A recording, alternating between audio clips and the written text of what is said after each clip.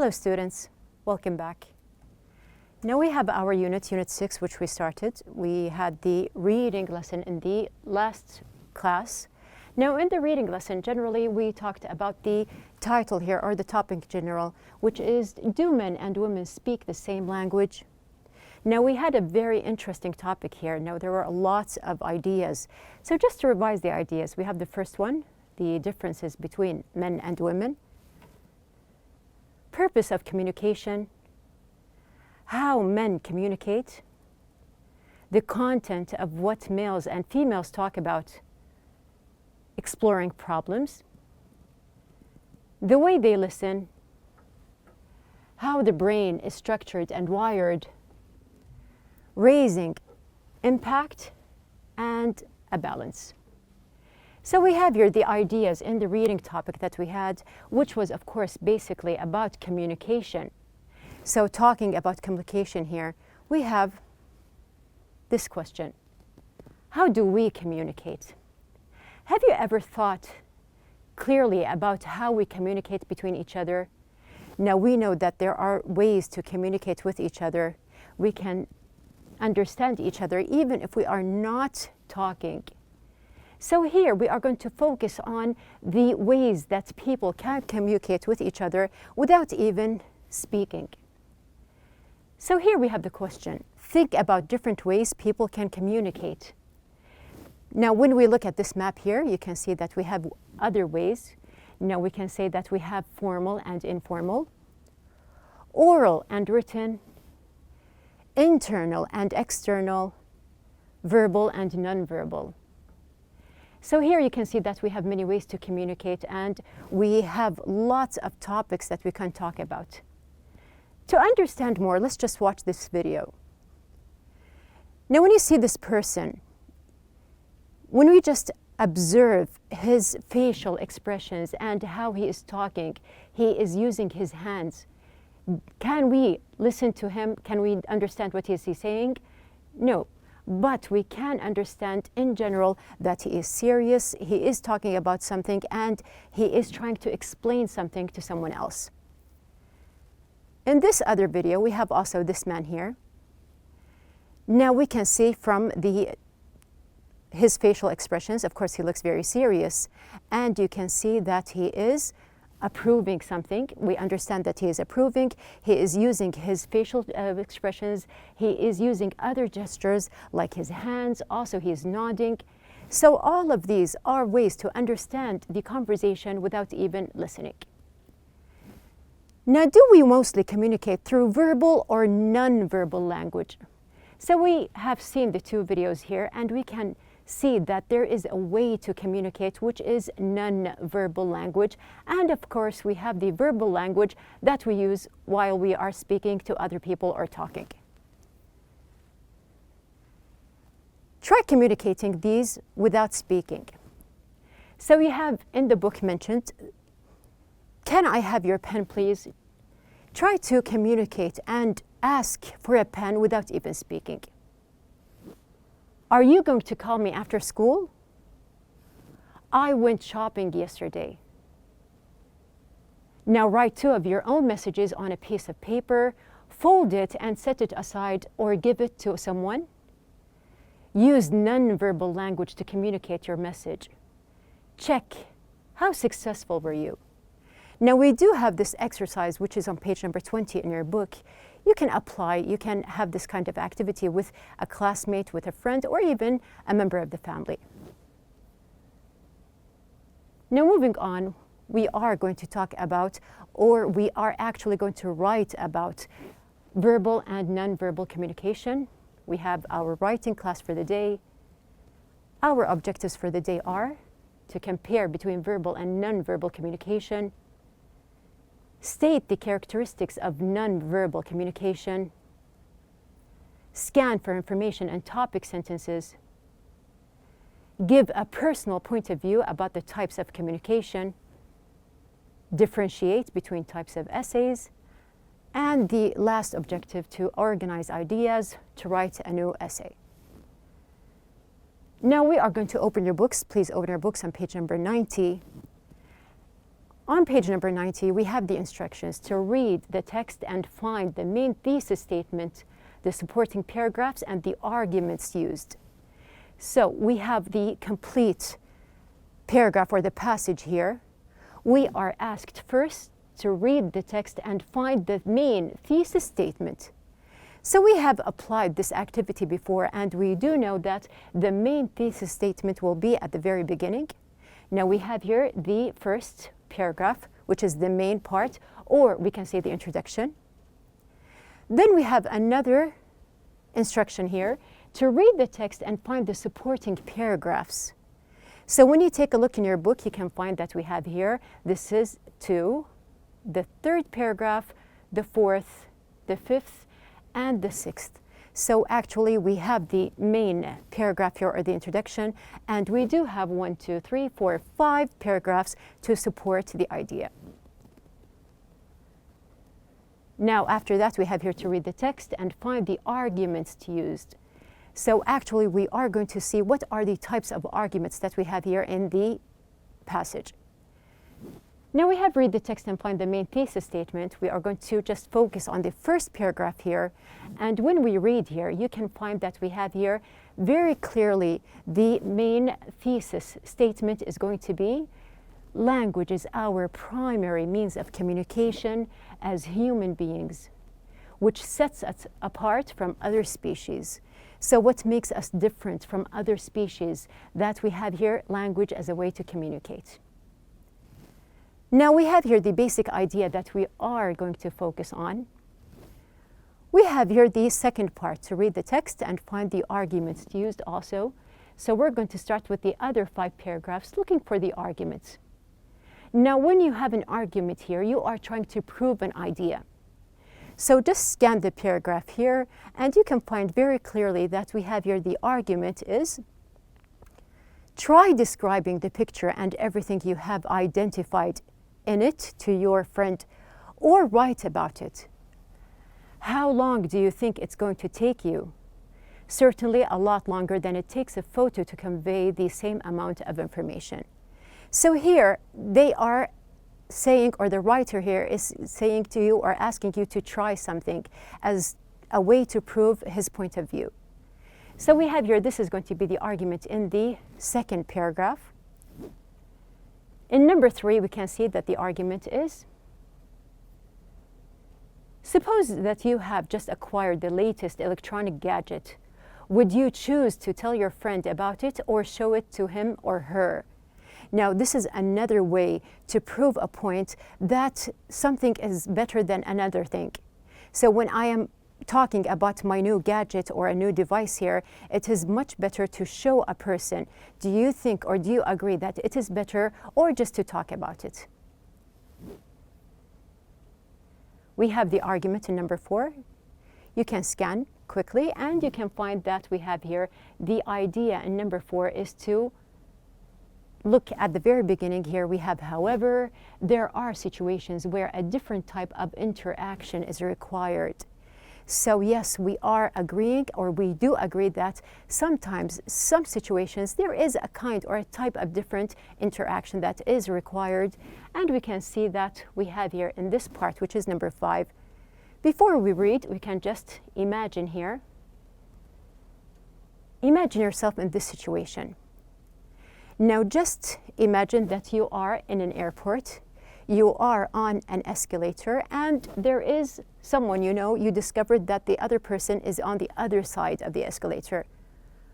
Would you shout or talk loudly although you are in a very noisy place, or would you try to use another way to communicate?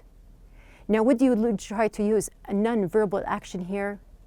This is the point that we have here in the 5th paragraph. The argument is, on a partly different note, you see a friend you have not seen for some time at a distance. Now, you'd probably resort to gesturing by holding your hand as a way to contact someone as if you are talking to him on the phone. So we have here, this is the argument in number 5. We do have in number 6 the argument. as studies have shown, about 60% of human communication is carried out through nonverbal means, for example, facial expression, gestures, or illustration. So you can see that we do have a very strong argument in this paragraph. Why? Because it depends on, or it is stated based on social, or here we have studies. So these studies do apply that we have here 60% of human communication is carried out through nonverbal means. So we do have the paragraph in general. It is about, or the paragraphs or the passage in general, it is about verbal and nonverbal communication and how people, they do understand each other even though sometimes they don't need even to speak. Now it is your turn. We have here on page number 91. We are going to go to our task here, or the assignment. So what is our assignment? Now just to focus, we have the idea of communication in general. We are asked in the book to think of an Arab man or a woman and a non-Arab man or woman you know personally or from TV. So here you are going to choose two people. They can be an Arab and a non-Arab. They can be both Arabs. They can be both non-Arabs. So it depends on your choice. Now what are we going to do about them? We have here number 2. Think about the way these people communicate. So here you know why the book is asking us to choose someone who is non-Arab, because we have two people that they do not understand each other, but the question here, can they communicate with each other or not? So going back to number 2 here, we have here to think about the way these people communicate. Research and collect information about culture-specific features of communication. Do you think they communicate in a way that is typical of their culture? Write your idea in a chart. So what are we going to do? We are going to think about, or you are going to think about, two people, two figures. They can be well known, they can be, or you can personally know them. You are going to compare between them, and you are going to try to describe how do these two people communicate with each other. Now, for example, have you ever heard about student exchange programs or programs that team up schools from different countries? Students who are involved in such projects require online communication. So have you tried something like that? Now, some schools, they do contact other people or other students in another country, in another school. They can be foreigners or native speakers of English. And there is a way to communicate with these people. So you can communicate with a school in Europe, for example, or in America, or in any other part of the world. So once you have the idea that you are communicating with someone who is not the same culture, you will be able to write or describe what is the way to communicate with these people.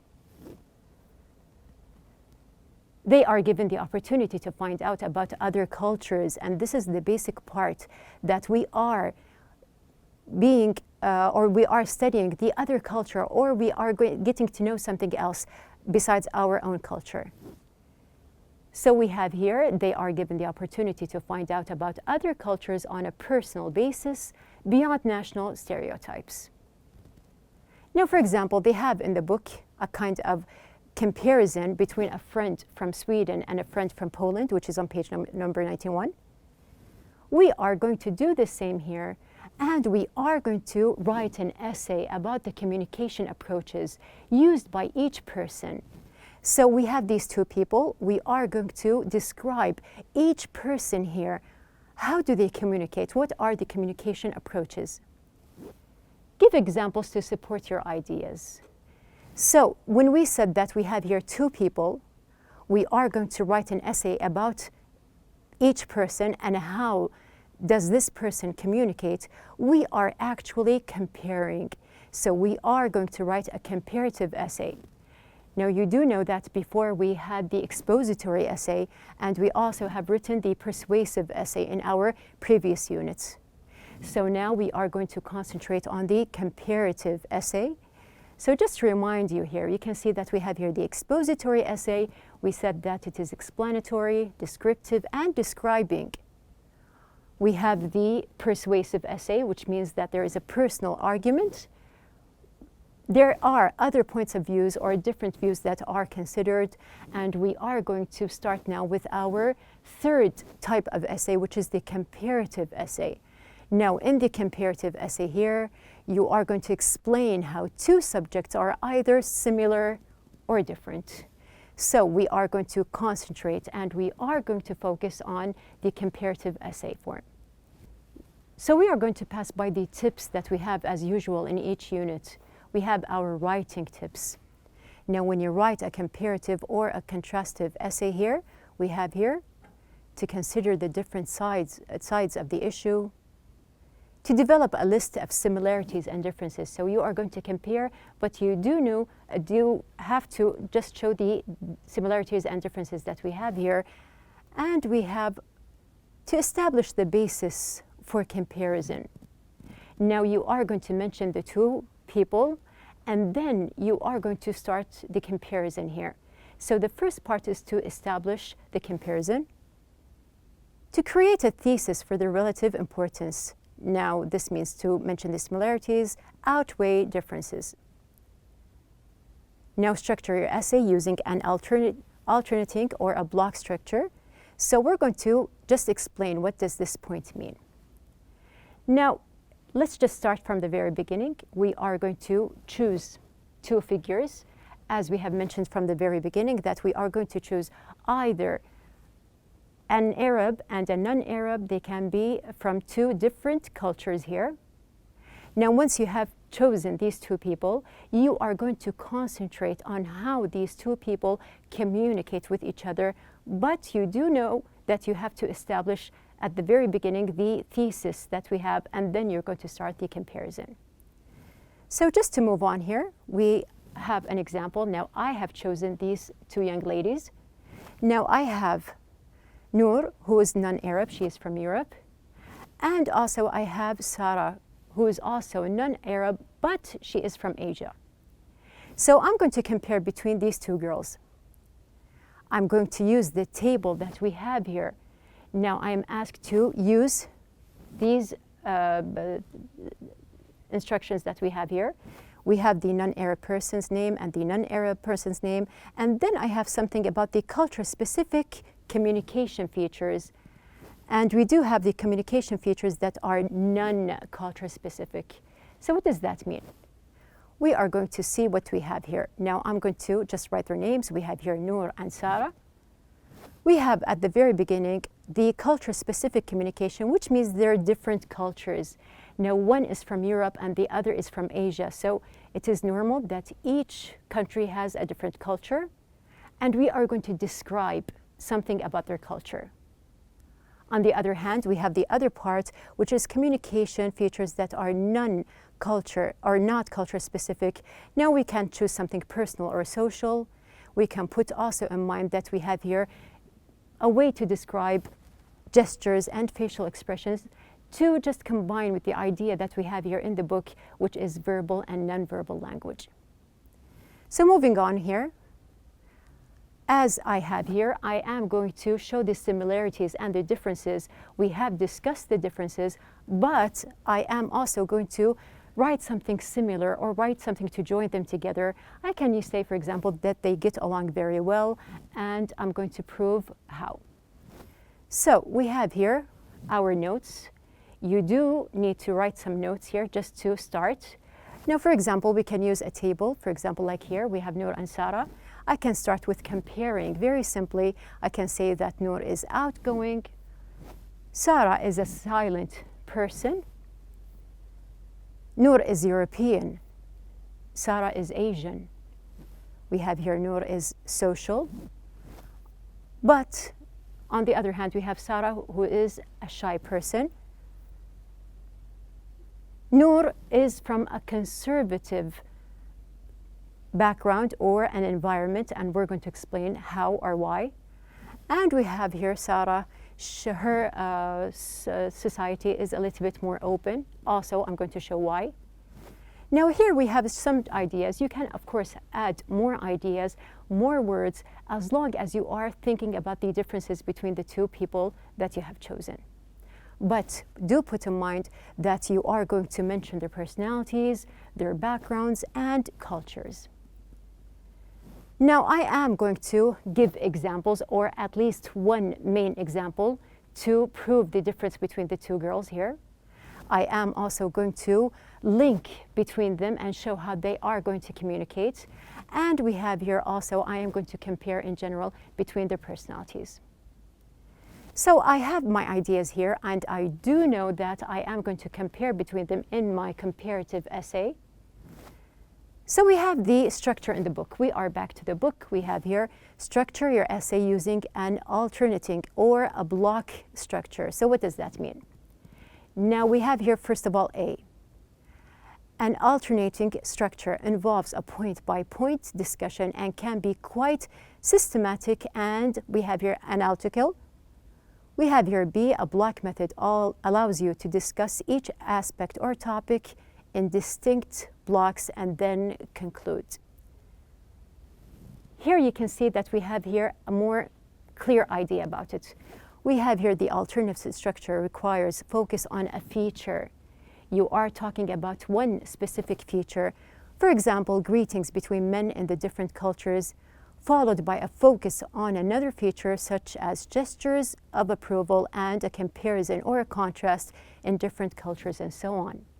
So in the first method, we are concentrating on one feature, but we do have the other method, which is the block method, would call for a discussion of all relevant features.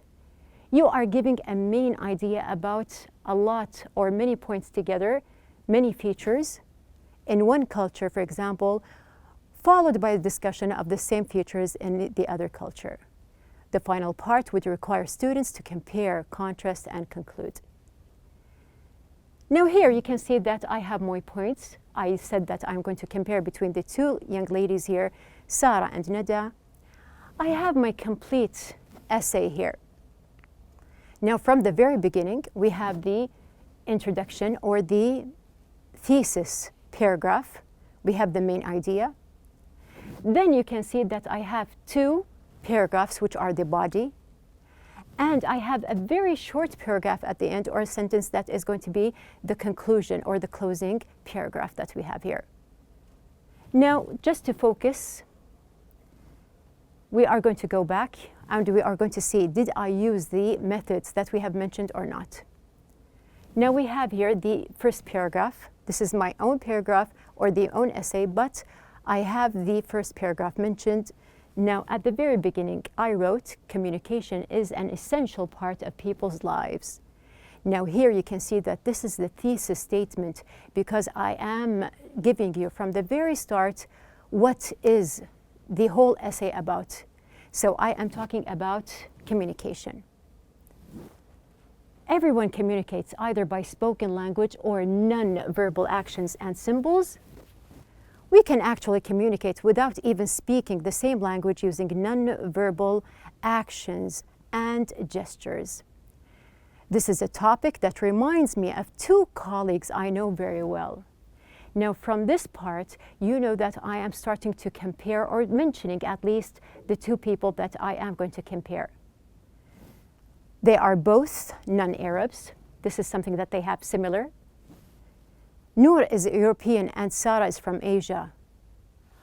Although they don't speak the same language, they get along very well.